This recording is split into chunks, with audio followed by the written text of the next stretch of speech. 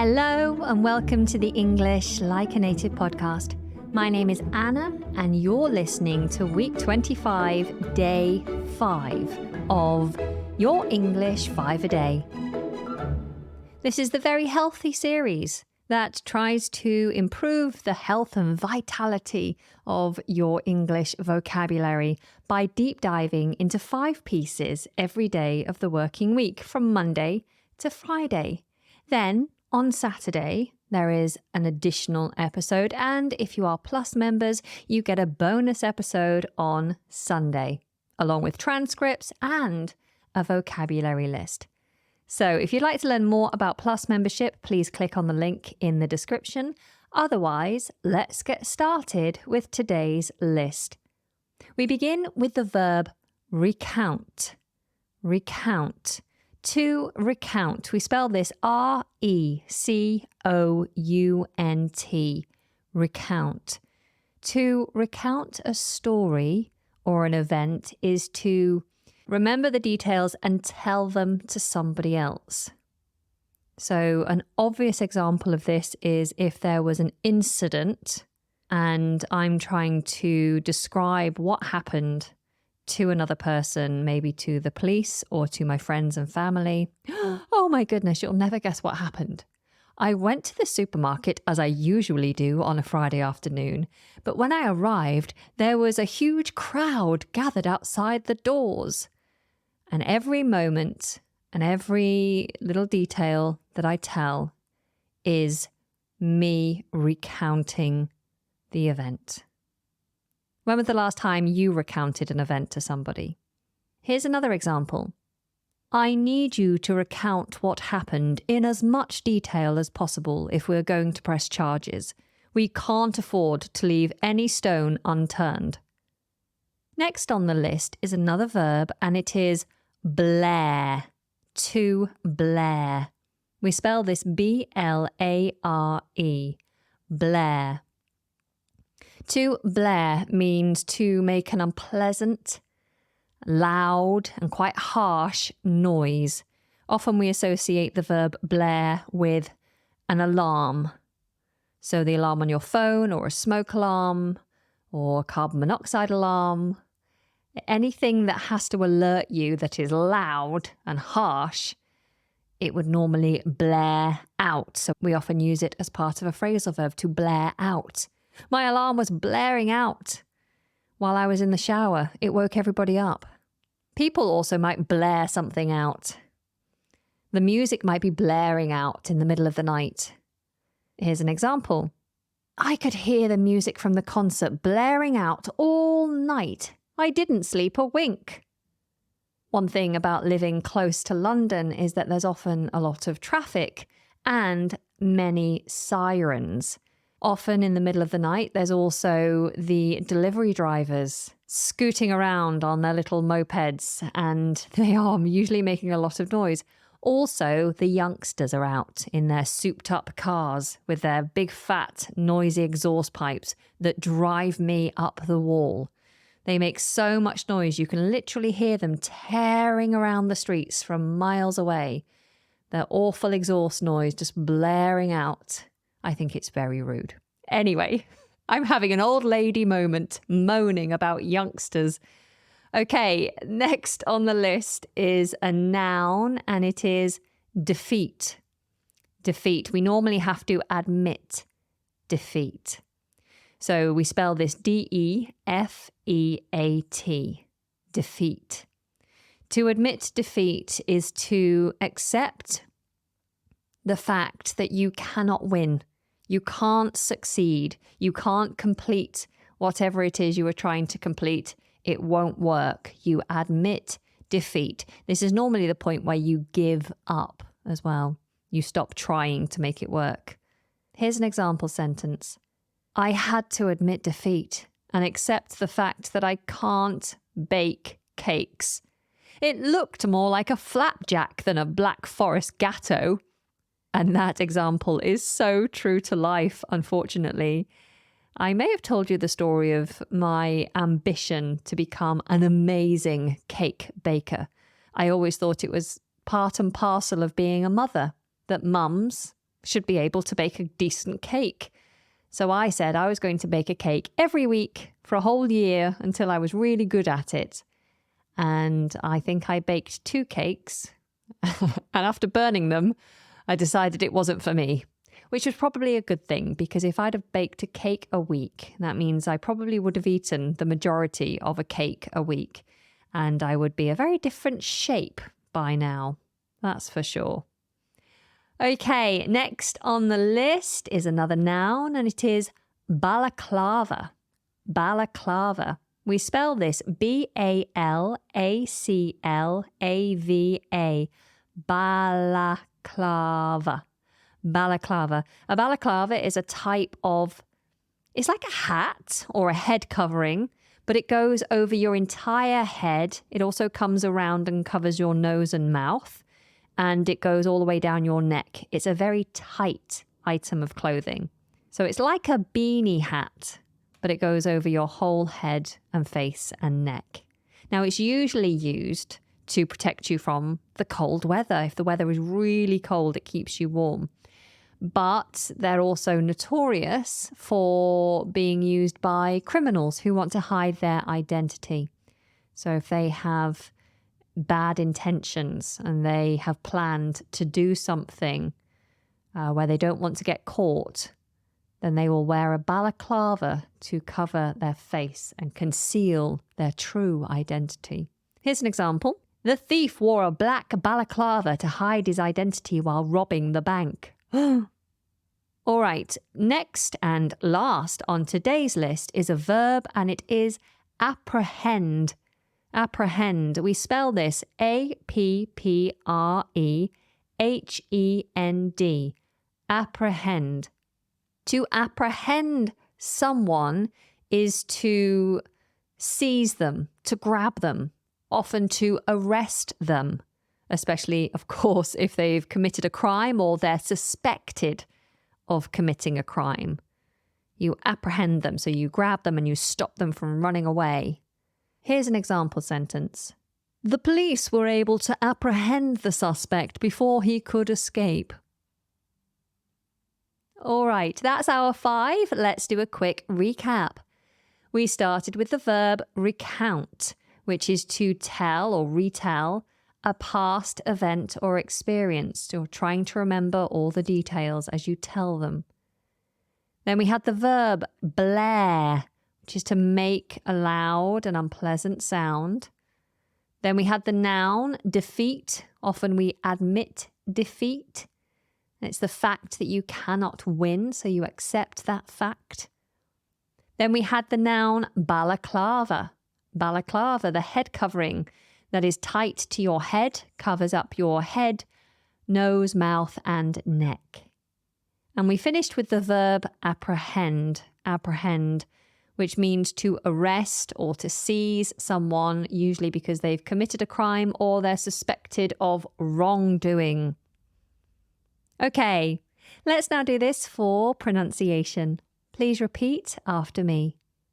Recount. Recount. Blare. Blare. Admit defeat. Admit defeat. Balaclava. Balaclava. Apprehend. Apprehend. Very good. Now I'm going to tell you a little story about a friend of mine who got into a spot of bother a few years ago. Now this friend made an error in judgment.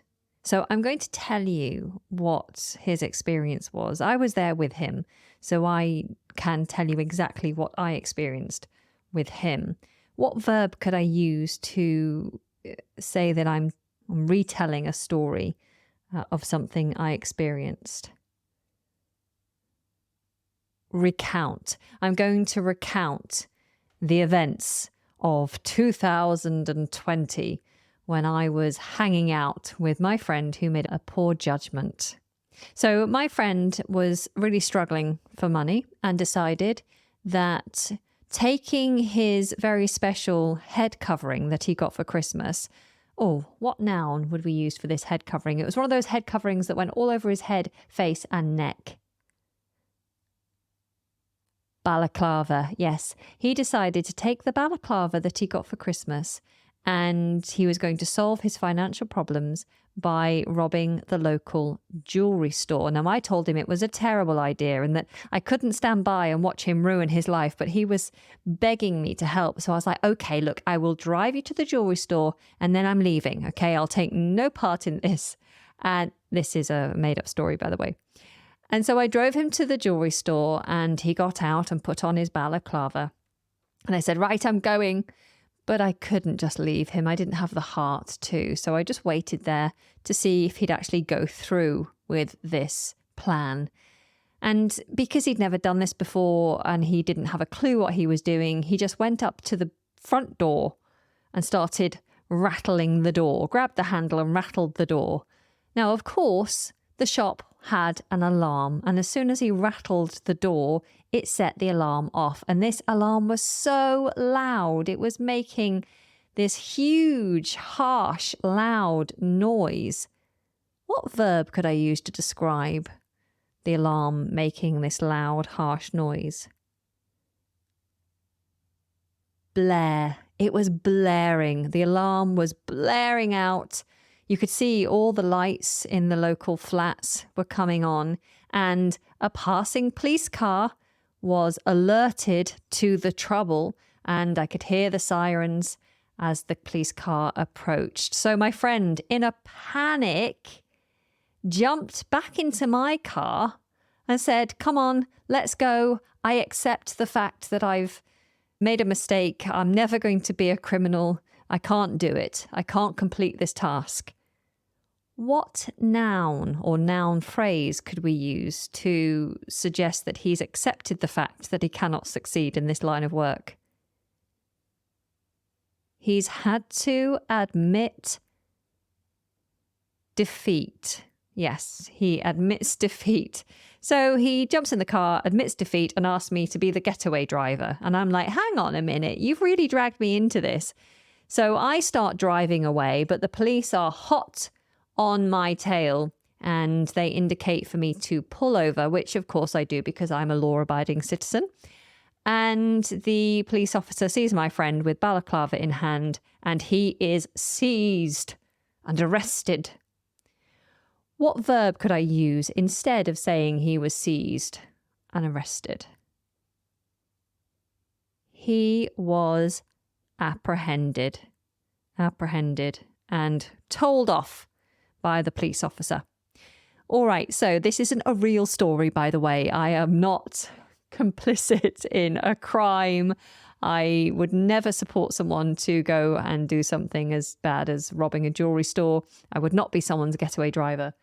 I am a law-abiding citizen. But let me quickly recount the story.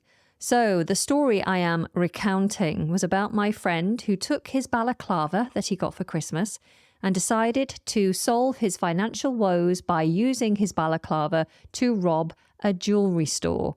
He went straight up to the front door of the jewelry store and he waggled the door. He pulled it around, trying to open it, which set off the alarm. The alarm blared out. It blared out so loud that it alerted the police to our wrongdoing. And so they came along. He jumped into my car and admitted defeat. He said, I can't do this. This was a terrible idea. I should never have started. I admit defeat. I'm never going to try and do this again. But as we were trying to get away, we obviously were apprehended by the police. Okay, let's revisit these pieces once again in today's story time. It was just another regular Monday morning for me. I woke up to my alarm blaring, rubbed the sleep out of my eyes, and stumbled out of bed. As I made my way to the bathroom, I caught a glimpse of myself in the mirror and let out a horrified gasp. I had been cursed with the worst bad hair day imaginable. My usually straight, manageable hair was now a tangled mess of knots and frizz. I tried to brush it, but it only made matters worse. I even attempted to put it up in a ponytail, but it refused to cooperate. I was running out of time and options. Oh, with a sigh of defeat, I grabbed my beanie and pulled it over my head, hoping it would hide my disastrous hair. If only I had known. This was just the beginning of a very eventful day.